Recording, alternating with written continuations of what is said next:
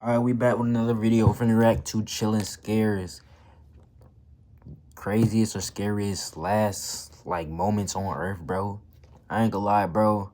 Just off the thumbnail, I would never get on no type of plane, my nigga. Like, I feel like as soon as I get on a plane, bro, something bad is gonna happen and it's gonna turn into some Final Destination shit. But let's get into it, bro. Ivan Lester McGuire was a 35-year-old skydiving expert who lived in the small town of Franklinton, North Carolina.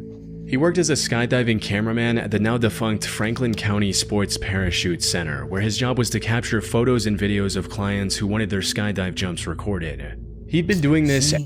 Bro, I ain't gonna lie. When I was little, bro, there was bro, you know when you search up jobs that pay the most money?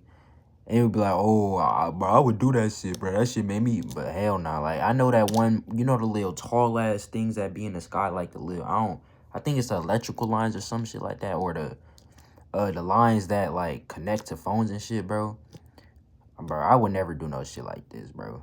Like that shit, I'm already afraid of heights. It's too high, bro. Then, all it takes is for your parachute to stop working and you're cooked, my nigga. Like, bro, I would never do no every shit day like for this, years, and April 2nd, 1988 was no different. Unfortunately, what began as just another routine workday would end in a sudden, irreversible tragedy. The day began smoothly, with Ivan successfully completing 2 dives by late afternoon. But it was an unusually busy Saturday, and before the sun could set, he was called in for a 3rd jump. He was already exhausted by this point, but didn't want fatigue to get in the way of his job, so he agreed to the dive. The plane took off from the runway located right next to the sports center. Bro, and with this type of job, bro, you should not be able, they should have multiple people online so that you don't gotta keep going back to back to back to back, bro. Falling through this, my nigga, you're going over 5,000 feet in the air or whatever this, you feel what I'm saying, circumstance is, bro. Back to back to back, bro. You're not catching your breath, bro. You're not really able to breathe because you're falling, bro. You could easily pass out. It's just so much stuff that could happen leading up to what actually happened. So, bro, they need to have more than one person working at the job instead of calling the same person, bro. And within just 15 minutes, it was soaring 10,500 feet in the air. After reaching this desired altitude, Ivan jumped first, making sure to keep his helmet-mounted camera pointed towards the client and their accompanying skydiving instructor. What you're looking at right now is a part of the footage that he captured. A few seconds after the jump, the other instructor opened his parachute, which was Ivan's cue to open his own. But when he reached for his ripcord, it wasn't there. Panic set in as he frantically... Oh, I hate that shit, bro. Like, imagine just being in the sky, bro, and fall, bro, imagine you have no parachute and all you can think is I'm finna die. You're finna literally die. Like, you're finna fall to your death, my nigga. There is nothing you can do. It's just you have this little bit of time left, bro. It's just all the moments of your life just start flashing. Oh my gosh, bro. He disregarded getting a good shot and searched his body for the ripcord, hoping it was just stuck somewhere. And that's when he made the horrifying discovery. He wasn't wearing a parachute at all.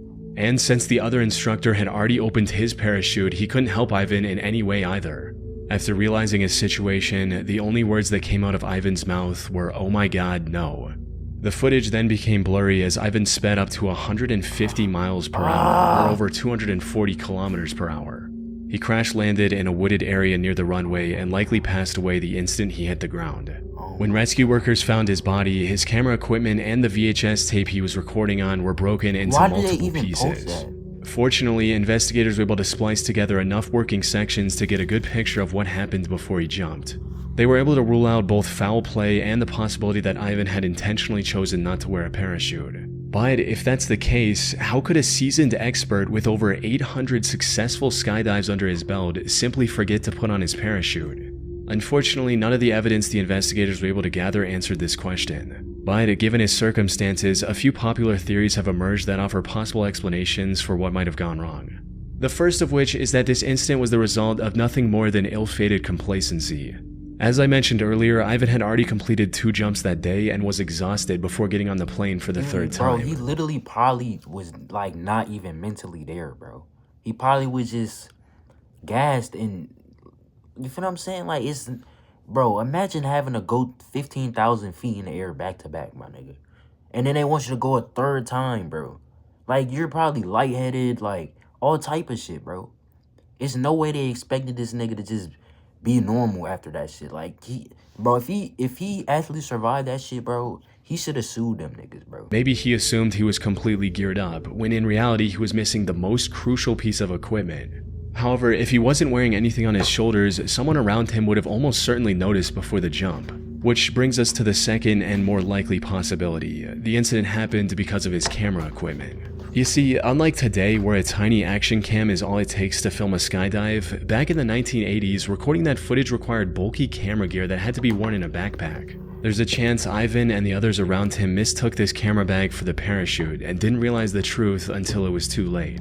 That said, while Ivan wasn't fortunate enough to survive, the footage of his accident stands as a sobering reminder for skydivers to always double, even triple check. How much do them niggas even get paid, my nigga? Like, that's something I need to search up, bro.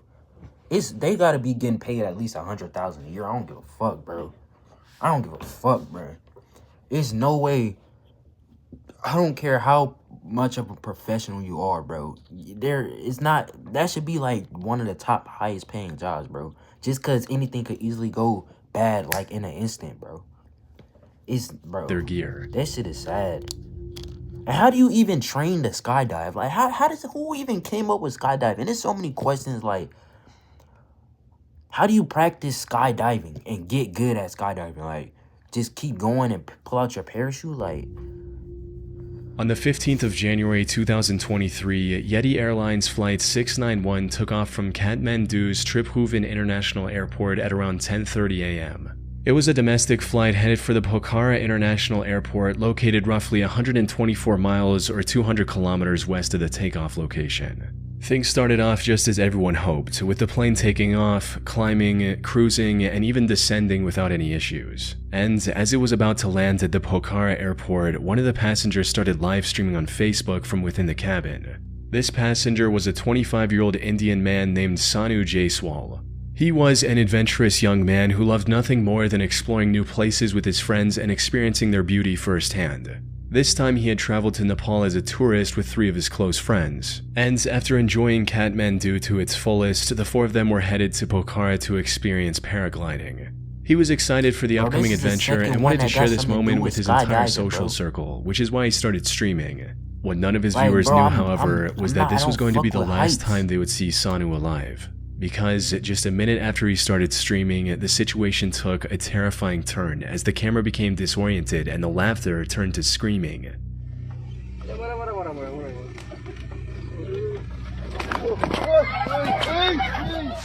What followed was an extremely loud explosion. Somehow the phone stayed intact and continued streaming everything to Sanu's friends and family. But all they could see at this point was nothing short of horrific, with the entire camera feed getting covered in raging flames, and worst of all, the screaming suddenly coming to a halt. Something had gone horribly wrong, and it wasn't long before people found out exactly what. Flight 691 had somehow crashed into the riverbank a few hundred meters away from the airport.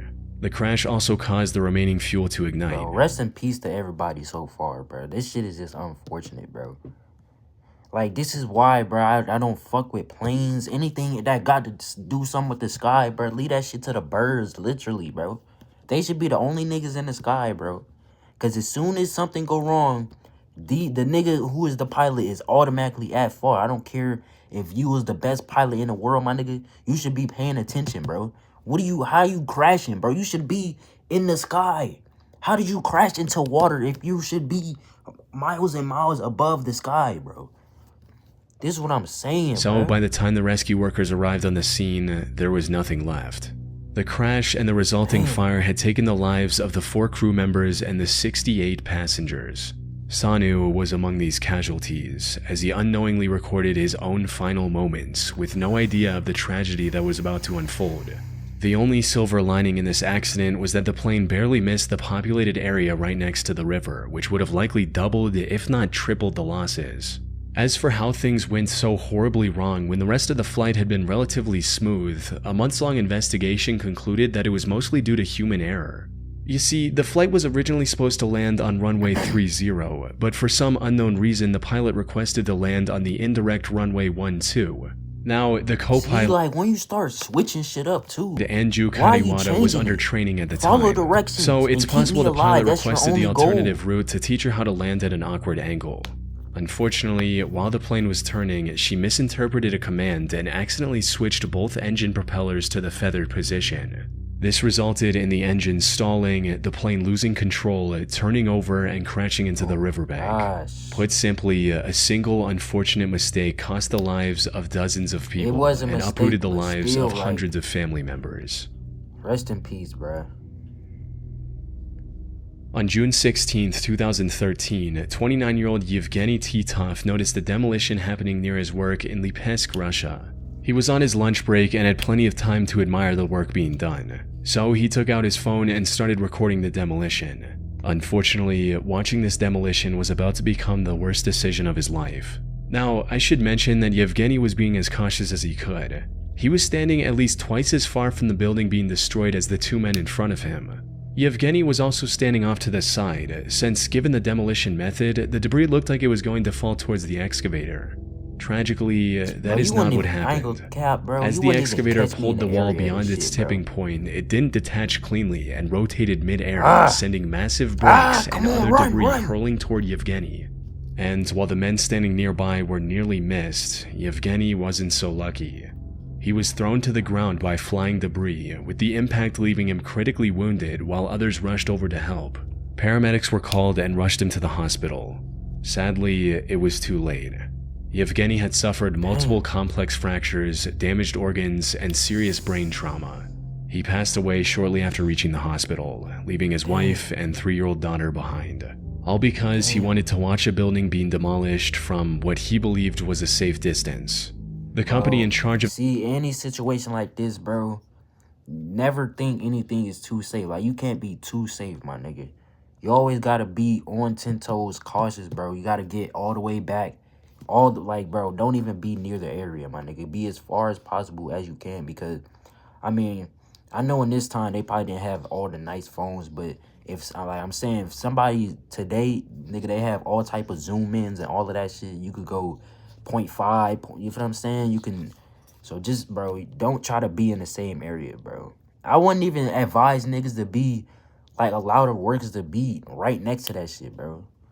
Demolition was charged with criminal negligence for failing to establish an effective perimeter around the worksite, with the video Yevgeny captured serving as a crucial piece of evidence. However, no legal penalty could rewind time or erase the damage that had already been done.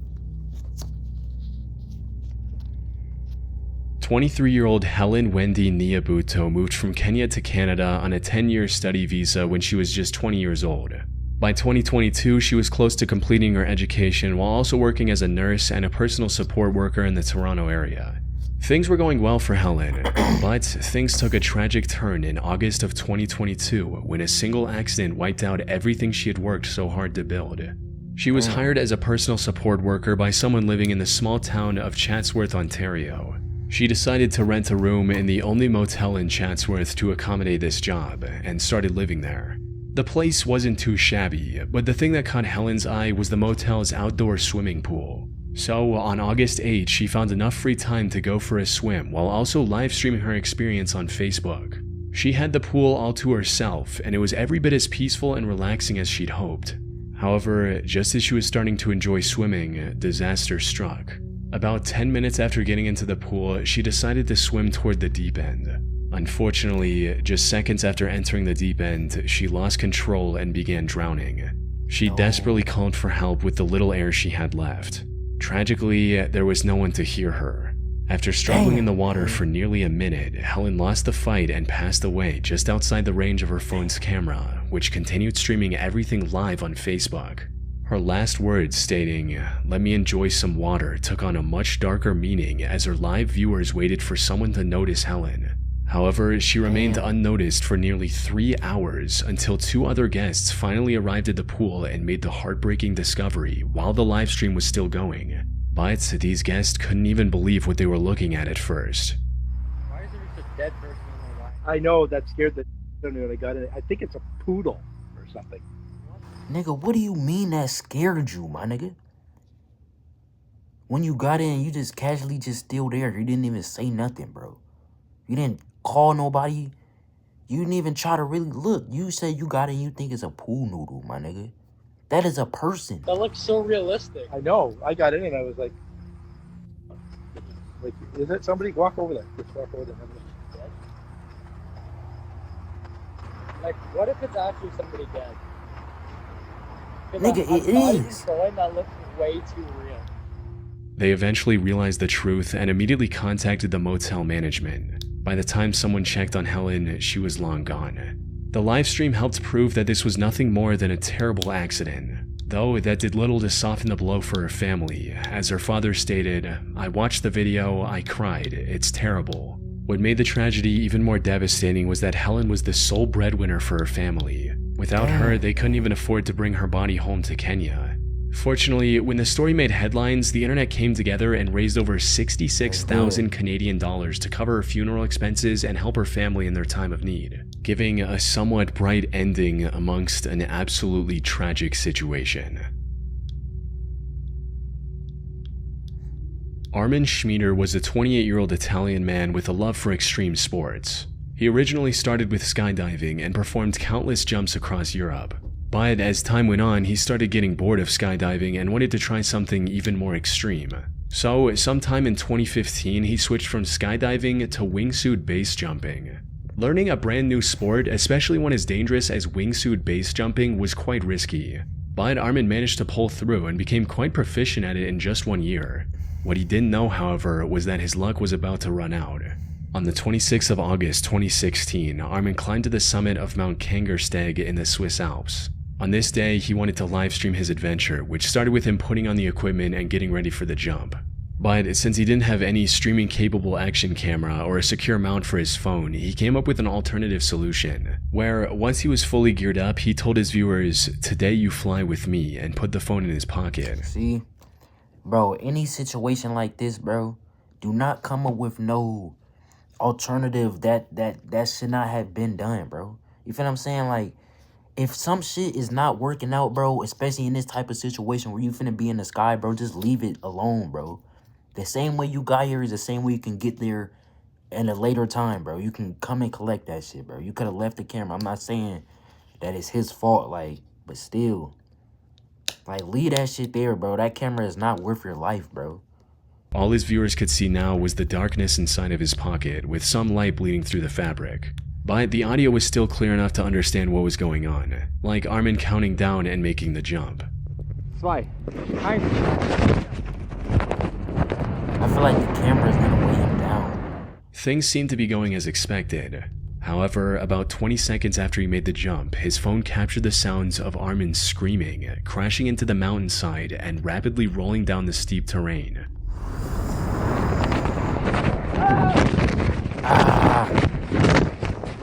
Bro, he probably died on impact, bro.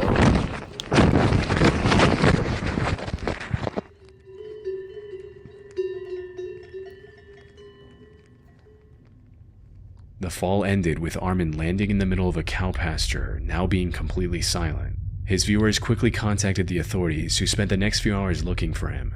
Unfortunately, by the time they found him, it was already too late. Armin had succumbed to his injuries and passed away. And while the Swiss authorities never released the true cause of his death, whether it was equipment failure or pilot error, at the very least, he died doing what he loved. Hey, that's what you gotta do, bro. Tevye Pustio was a 29-year-old pop singer in Romania. He was described as one of Romania's rising music stars and was building a bigger following with each passing year. Unfortunately, before he had the chance to make it big, his career was abruptly cut short on August 15, 2020. He was riding through the city of Ploiesti in a car with his wife behind the wheel. And as they were making their way through the city, Tevye decided to livestream his travel from his phone. This stream was just him smoking, listening to music, smiling, and having plain fun. But then, a few minutes into the stream, his wife stopped the car at a crossing of sorts. She looked both ways before driving forward, only for the stream to suddenly cut off, with Tevye screaming in horror being the last thing viewers witnessed.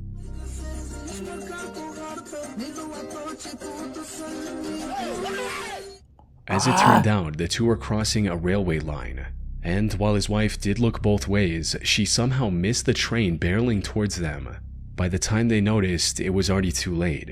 Their car was wrecked completely, resulting in Tavy tragically losing his life. What's crazy is that just a month before this crash, Tavy made a Facebook post stating, "One day, the wrong train will take you to the right destination." His wife miraculously survived, but sustained several critical injuries. She was rushed to the hospital and put on life support, though I wasn't able to find any reports on what happened to her after that. The now tragic final memory Tavy left to his fans was him simply having fun and dancing to music. My gosh. Yo, that shit is so unfortunate, bro. Yo, hopefully, I don't know, man. I mean, maybe, with the little sign that he said the right train would take you to the right destination, maybe that was, like a sign from God, like, hey, man, like, your time is now, you feel what I'm saying? But, man, rest in peace, bro. I know that shit is just unfortunate, bro, especially the train, but, hey, man, let me know what y'all want to see next, bro.